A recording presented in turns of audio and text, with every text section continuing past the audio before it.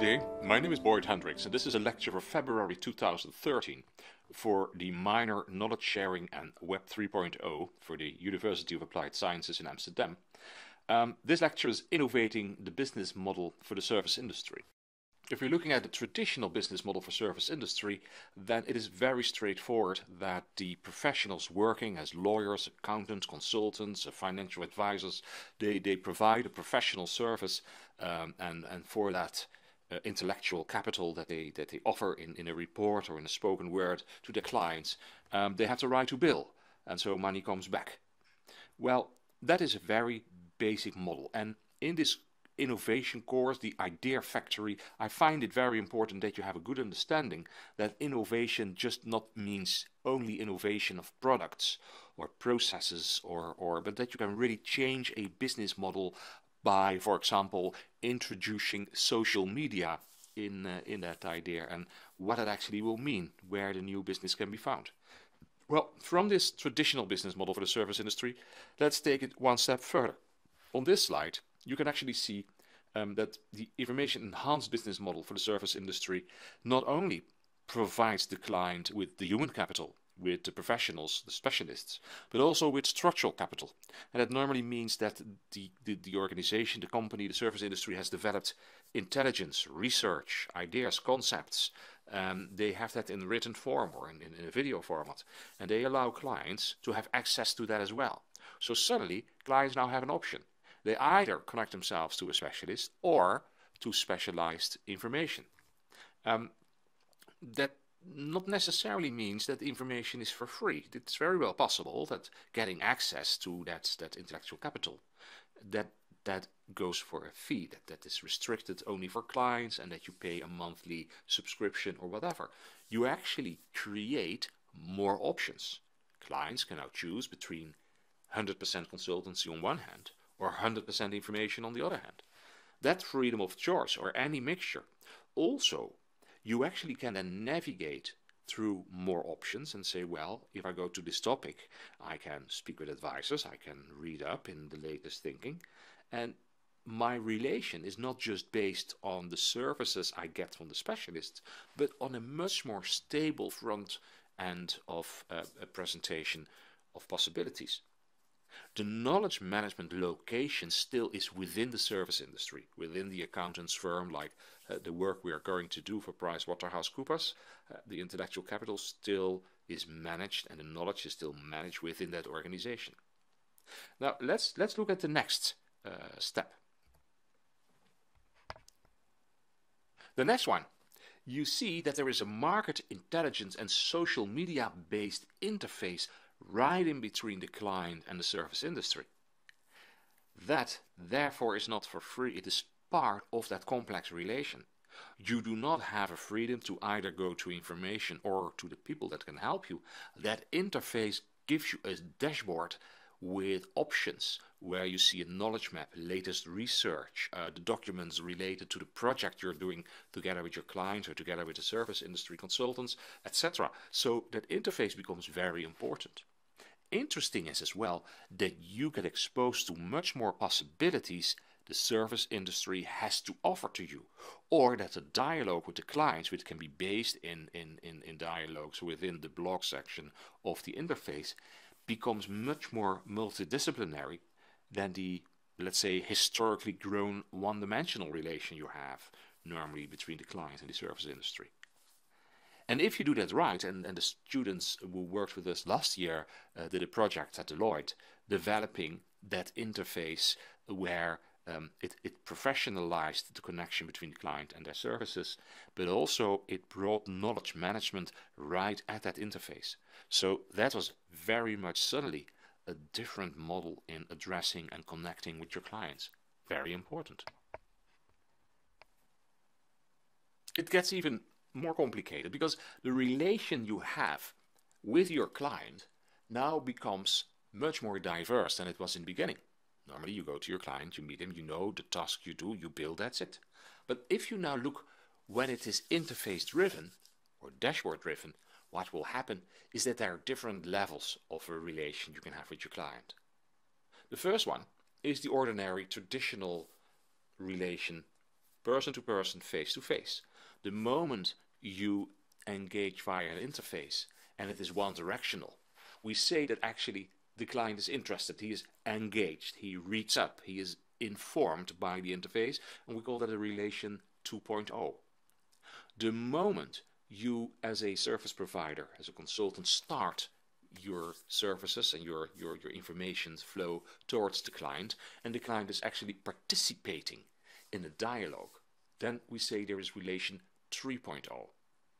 Now, most important and complicated it is the moment you have done that several times.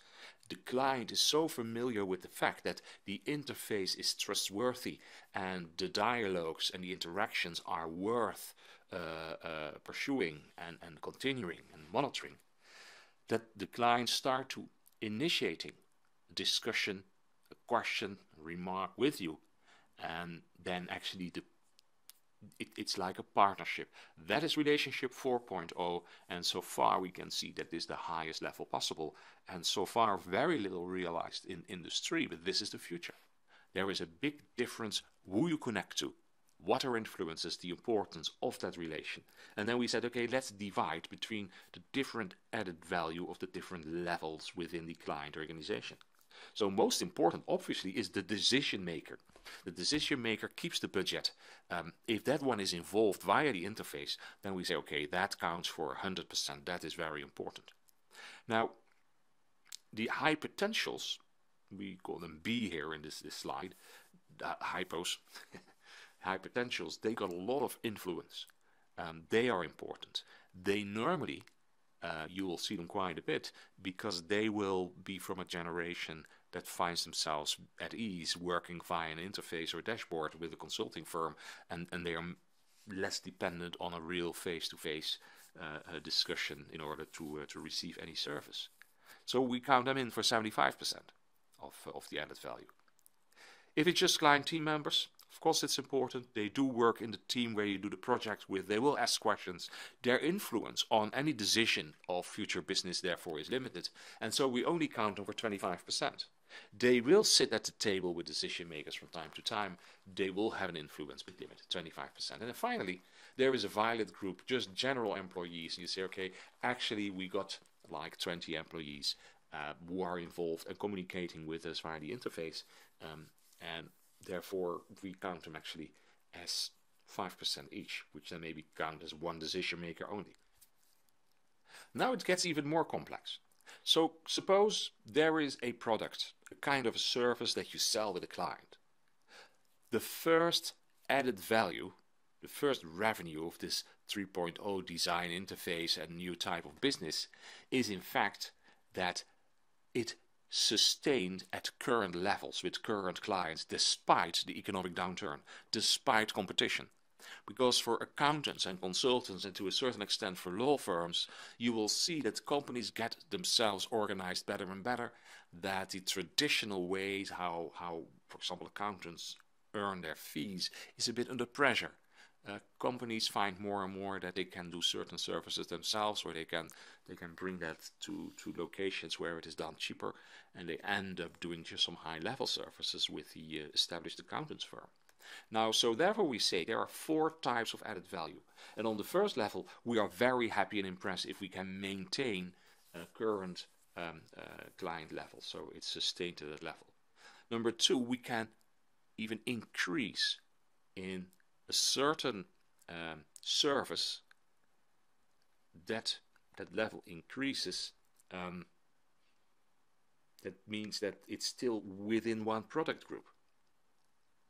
The moment you can introduce new product groups where this particular client hasn't worked with yet via the interface, the added value really counts. That means you're doing cross-selling of new products not earlier sold at that client side. That is very important. I think that is actually very powerful means of the interface, that you're able to show your clients within the trusted environment of your current advisory services new service products, new ideas where they connect with, and they will, because it comes from you and it is introduced within the same look and feel of the same connection and relation, they might very well accept new services and new product groups, the cross-selling. Very important.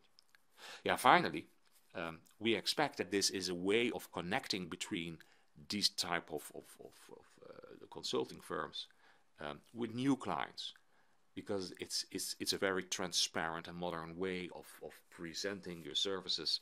It will show trustworthy, and I can imagine that new clients will fall for it, and it will be of a competitive advantage. Now we combine all of them in the next slide.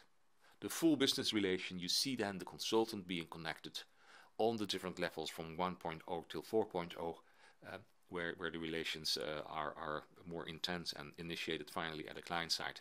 Then you can also see that which level client is connected and how actually per level then new business is generated or sustained to what extent. And so you can say, well, this combination finally will give me sort of an overview of the possibilities that the interface related business development will bring. Now, the next slide is complicated. It is in fact so that there is a matrix of information and intelligence. This matrix, one axis gives you the information focus that goes from client specific to more general, and in the time horizon from immediate to short term to long term. At the small insert, you can see that the firmest red is client specific and immediate. The type of information that is behind that is it's custom made, it's alert, it's flashes, spot reports, these sort of things. It is of direct value. The news is old, maybe the next hour, maybe the next day already. So it's only has the freshness is the same day. You need to have it, you must be alerted, you read it, you act on it, and that's it. If we go in the time horizon one step further, and it's still client specific, we say now we're talking about competitor profiles. We talk about market research, about directories of experts, these sort of things. It changes, but it doesn't change that fast. If we then look at a really long-term horizon that is client-specific, we're looking at technology assessments, at analysis of strategic issues, these sort of things. Now, the other way we can go as well, let's start at the immediate and now not client-specific, but in general, then it's general news. Then general news digests, general ticker bands. When it's short terms, it's more general newsletters and technology reports. And finally, when it is and general and long term, we're talking about future scenarios and industry trends and things like that. Now, if we then go to the little bit larger overview, in green, you can see where the unique selling points are from accountants, consulting firms, law firms, etc. They normally do not have the technical or journalistic capabilities or research capabilities to come up with the immediate, or even find it difficult to do a lot with the short term in a general point of view. For that, there are very good services within the news arena. They are much better equipped. And therefore, as a consulting firm, you should search for that mixture. But the short term, client-specific, the competitor profiles, market research, directories of experts, that's competitive advancement. These are your unique selling points. It is knowledge you build up because you understand your clients' markets and your clients' specific research needs, and you continuously do research which you pack differently and sell to them. You need to make them alert if anything happens in that market, and then they can either be happy with the alert you give, either they want to purchase your entire research, or some more consulting jobs are as a spin-off coming from that. Well, if we go further than short term, we're looking at these technology assessment and analysis of strategic issues. I think this is the real core of consulting. This is definitely what they have in stock for their clients continuously. They freshen that up, they reassess their knowledge, and often based on that, they look at the behavior of certain competitors, of certain experts, of certain the behavior of certain markets, so that from the long term they see a spin-off to their excellent knowledge in the short-term context from the client-specific area. Now, if we then look at both general and time horizon, it's obviously that you expect from your advisors that their future scenarios are well overthought and their industry trends. And what you also will see is that a lot of these future scenarios and these industry trends will come for free from your consultant. They pamper you in the McKinsey quarterlies and other very good free publications that for example Boston Consulting or the larger law firms just hand you over, and they actually then show what they can do much better and over any general news broadcast or news intelligence firm. So you know now more or less where that lies. You know that is specifically looking at the client and the client environment. Now, let's look at the next slide. Now, this slide shows strategic intelligence. Together, the previous and this slide very much is part of the next term's course of competitive intelligence. But because we are talking here of the design and the innovation of the business model, I find it important that you have a good understanding of it already, so that we in class coming weeks can have a discussion how the strategic intelligence can fit in a new business model which is highly innovative, which brings new ways to harvest revenues from your client relation. Now, looking at the strategic intelligence, you see in red your client's core process. And as a real value chain, you can see that there are suppliers selling stuff to the client as raw material, and that client is then selling it to its customers. And that finally, if you can then continue, you not only see that the customer is sometimes the end user, but often that customer have clients itself, that is the client of the customer. So the value chain actually goes on. If you want to have a real understanding of what organizations actually find important, then look at this. First of all, they want to know about the core processes and the whole ideas, the strategic orientation, the behavior, the mergers and acquisitions, and what have you, of your direct competitors. You actually want to know the competitors from your suppliers. You want to know who are the competitors of your customers, and maybe even of your clients' customers. That goes very far, but that overview becomes very powerful. Can you imagine? You're a consultant with this overview made very clear for you by your own firm. You will have a full understanding of what is actually happening in that market. Who is supplying, who is buying, which competitors are actually in the value chain. And I made that a bit arched and shady with a different color. The connections in that value chain, you will often see that suppliers and companies are having all sort of complicated connections which not necessarily run parallel with the connection of your client. It's possible that a part of the supplier process is brought into your competitor or is actually brought outside your competitor with an additional supplier somewhere far away. These things you should understand really well from the organizations. To have that overview, to understand that value chain intelligence as a total, that is very important, and we will talk about that on length during the course of competitive intelligence. But what is important is that if you make a dashboard that connects your client, that must have a certain level of strategic intelligence so that you understand what the clients want to see on that dashboard to have a better understanding of the complex environment. Now, it has a bit more stakeholder intelligence, market intelligence. It also provides you with the type of internal intelligence within the core processes of your client. For example, there is the knowledge base where, by the help with knowledge management, all the lessons learned and past project documentation is stored so that you don't have to reinvent the wheel if you do your work within the core process. The business intelligence is for your client's core processes. A dynamic archive. There's a library of project documentation. There is an R&D program. There is an innovation process. These sort of things all feed into the core process of the client.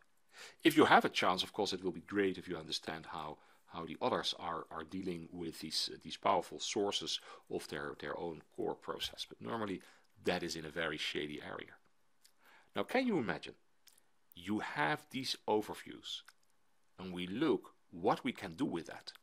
And basically what we are saying here is that we as a consulting firm like PricewaterhouseCoopers, who is the client this year, we help in 2 business case projects as students, we collect all these signals from the different levels.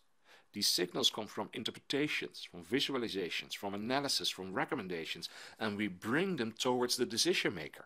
That actually means that a decision maker is not provided just with a story, with an advice, with a report, but with a continuous flow of very rich possibilities. And the decision maker becomes dependent on the quality level of signals he receives. Now, you can even take that a step further. You can say, I'm going to create a near reality game where I actually play the signals and I adjust additional and out of range signals from the supply chain, from the economics, from politics, from mergers and acquisitions, from the legal field, from the environmental field. I even can have great accidents in like a bankruptcy.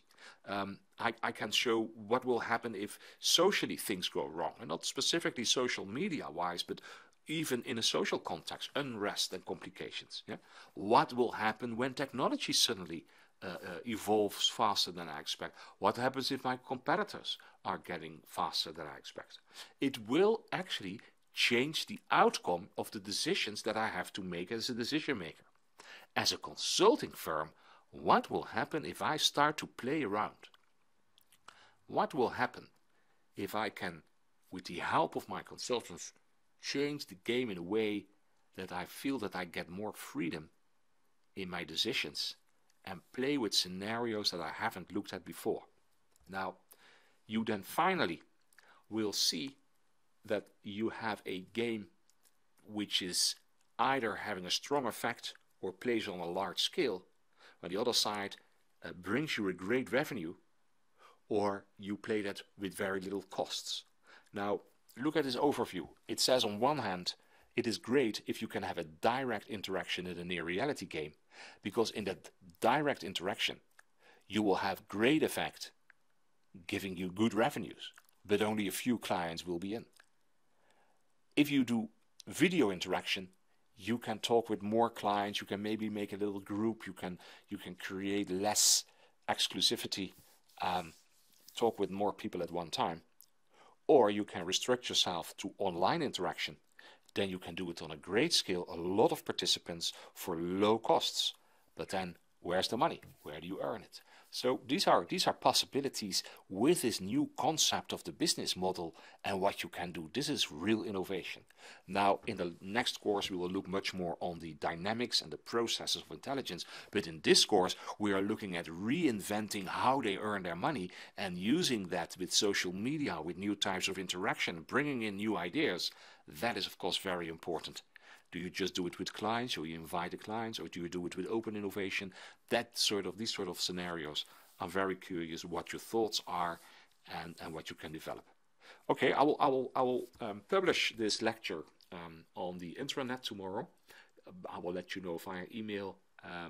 Then by the time you listen to this story a few times, I hope you will have enough understanding to work with me in a workshop and heated brainstorm on a number of the aspects, so that I can divide you in certain working groups and you can work towards solutions and present them back to me, and we can discuss the steps you have taken in these scenarios. Thank you very much. Bye-bye.